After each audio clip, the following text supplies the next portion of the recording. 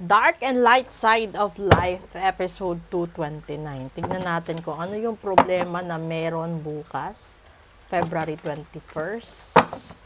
Diba? And then, kung ano yung mga possible solutions. Pero, hinihikayat ko po lahat, no? Lalong-lalo na yung may mga problema sa finances at saka sa love life nila at saka sa pamilya nila. Magpa-cleansing kayo, magpatanggal kayo ng barang, kulam at sumpa. Kasi, prone kayo sa aksidente, prone kayo sa sakit kapag meron kayong ganun. Una,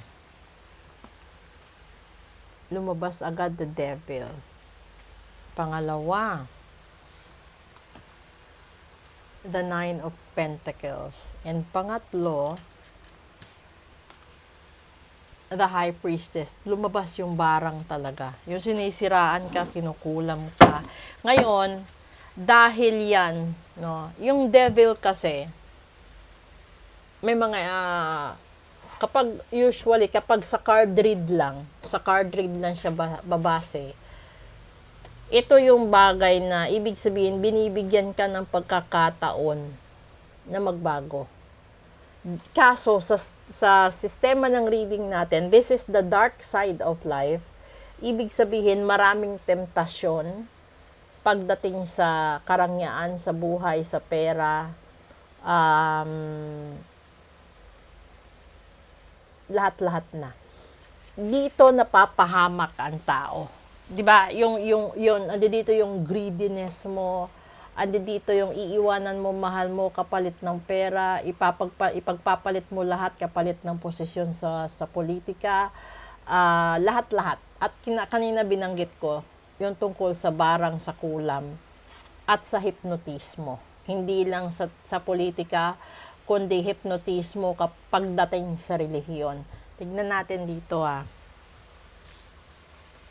Dalawa yung nabunot natin. Una yung baba.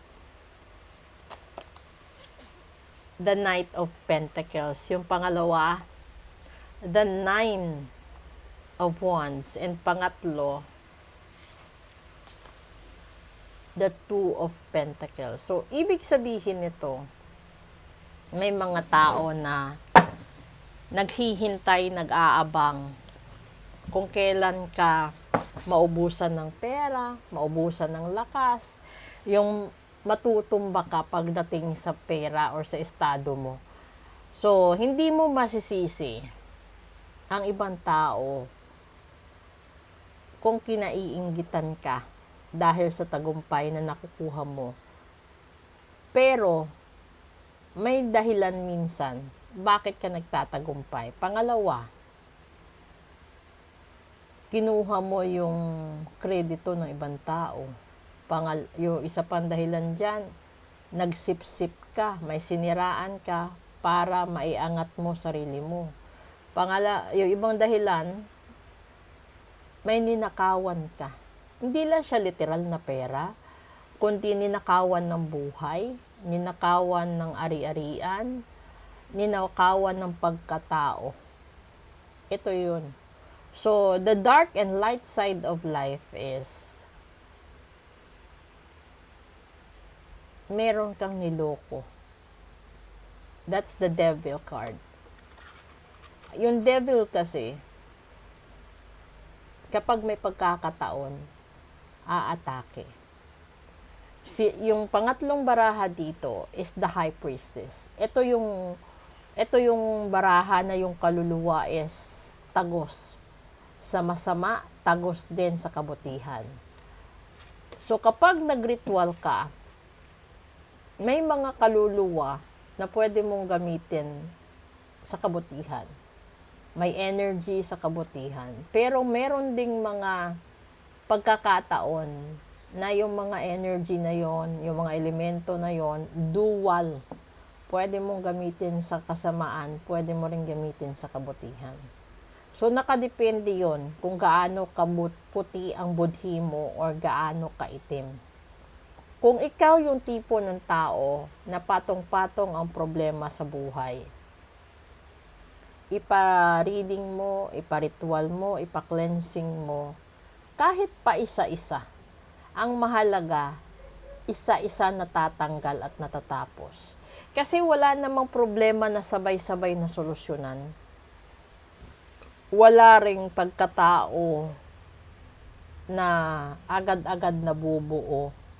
Pwedeng masira ng sabay, pero hindi siya mabubuo sa isang kisap mata. Alam nyo yung tao, di ba, na yung sitwasyon, halimbawa, politiko. Dahil sa gusto mong manalo, didikit ka sa malakas. Kapag andoon ka na at sa tingin mo, kaya mo nang tumayo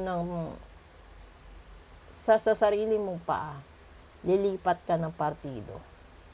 Tapos, sa susunod na naman na eleksyon, lilipat ka uli sa kung kanino naman yung malakas at kanino naman yung pondo na may malaki. Ito yung buhay na meron ka. So, yung ibang tao, mag-iisip ng strategy.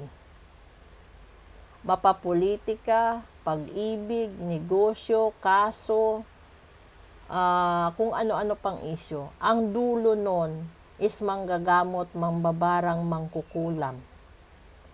Kasi hindi ka nila pwedeng tapatan eh. So, ibig sabihin, yung gagawin nila is yung mga katulad namin. Doon sila hihingi ng tulong discreetly. Kaya ko po sinasabi sa inyo, kasi may mga client kami na hindi ho nakikita sa social media na obvious.